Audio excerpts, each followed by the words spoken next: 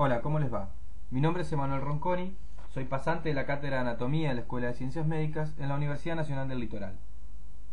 En esta presentación vamos a estudiar las estructuras óseas que forman parte de la cara, conocida también como macizo facial.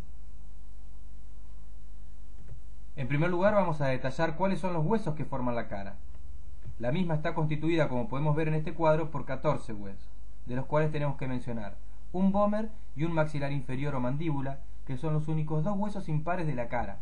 El resto son todos pares y ubicados simétricamente a cada lado de la línea media. De esto tenemos que mencionar los dos maxilares superiores, dos unguis, dos huesos palatinos, dos cornetes nasales inferiores, dos huesos propios de la nariz y dos malares o cigomáticos. Además debemos analizar las cavidades que se forman en la cara y que en algunos de los casos alojan órganos importantes. Estas cavidades son la cavidad orbitaria u órbita, la cavidad nasal o fosas nasales, la cavidad oral o bucal y la cavidad pterigomaxilar. En esta diapositiva podemos ver el macizo facial en su totalidad, en el que marcamos cada uno de los huesos que lo forman con colores diferentes. Además podemos observar desde esta vista 3 de las 4 cavidades que forman parte del macizo facial, entre las que encontramos la cavidad orbitaria u órbita,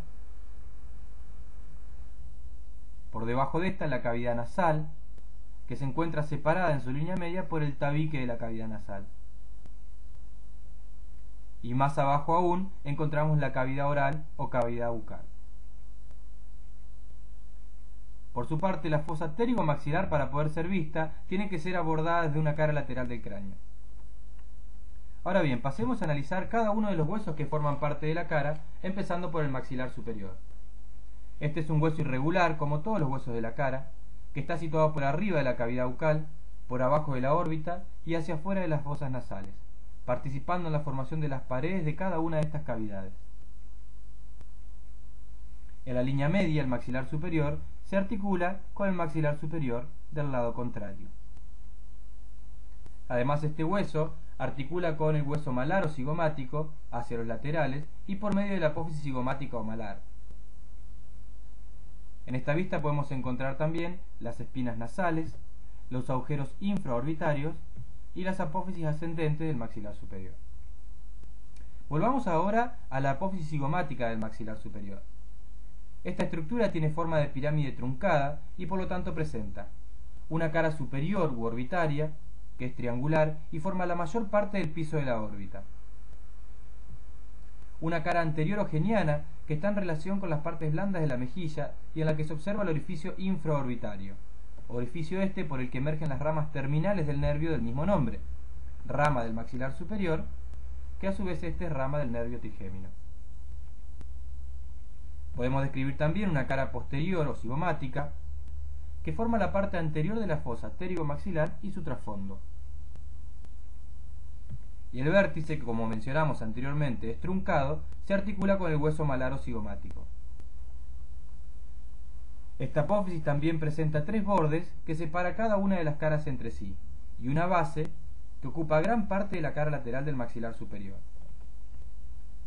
Todas estas estructuras que acabamos de describir solo pueden ser evaluadas desde una cara lateral del maxilar, pero si observamos a este de una cara medial, podemos ver además una apófisis palatina que es horizontal y que divide esta cara del hueso en 2 partes. Por debajo de ella, el maxilar forma parte del techo de la cavidad bucal, específicamente de la porción anterior del paladar duro. Y por arriba, el hueso forma parte de la pared lateral de la cavidad nasal correspondiente. Podemos encontrar acá también la espina nasal anterior y la arista nasal o cresta incisiva.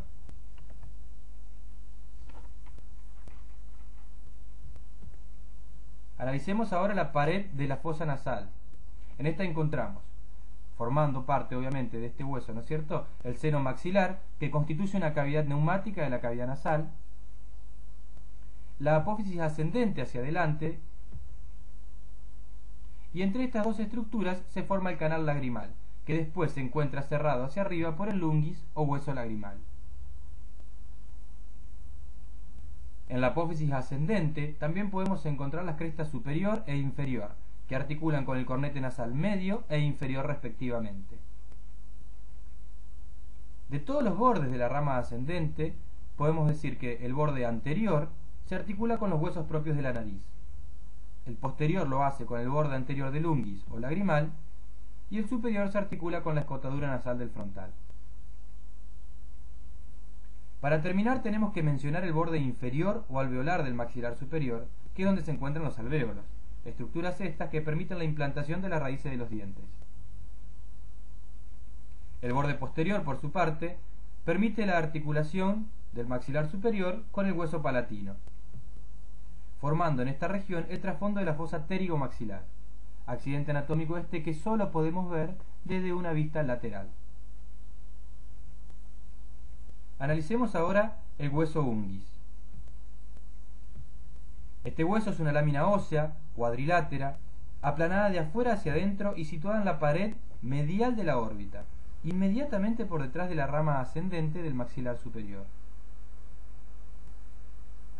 Este hueso presenta una cara externa que está surcada por un semicanal vertical que completa hacia atrás el canal del saco lagrimal y hacia abajo el conducto lacrimonasal.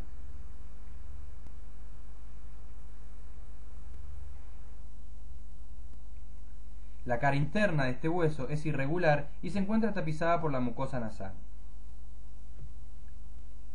El borde superior se articula con la apófisis orbitaria del frontal. El inferior lo hace con la apófisis lagrimal del cornete inferior. El posterior, por su parte, se articula con el etmoides y el maxilar. Y el borde anterior se articula con el borde posterior de la apófisis ascendente del maxilar superior.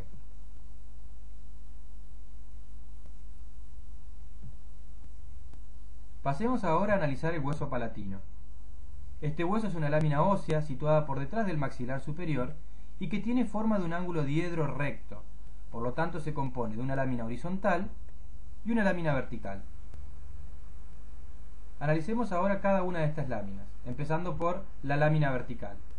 Esta es irregularmente rectangular y con su eje mayor que se dispone verticalmente.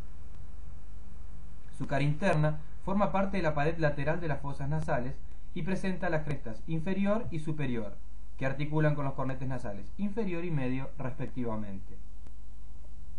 En su porción superior se observa la cara nasal de la apófisis orbitaria. Detrás de esta se encuentra la apófisis esfenoidal, separadas entre sí por la escotadura esfenopalatina.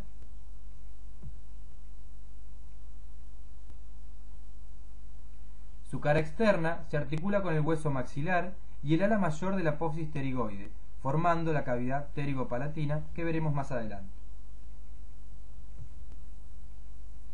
La apófisis orbitaria, por su parte, presenta tres caras que se articulan: la inferior con el palatino, la anterosuperior con la masa lateral del etmoides, y la posterosuperior lo hace con el cuerpo del esfenoides en su cara inferior. Por su parte, la apófisis esfenoidal limita junto con el proceso vaginal de la apófisis pterigoide del esfenoides el conducto pterigopalatino. Para terminar con este hueso podemos decir que el borde anterior del palatino se articula casi en toda su extensión con el maxilar superior y con el cornete nasal inferior en su porción inferior.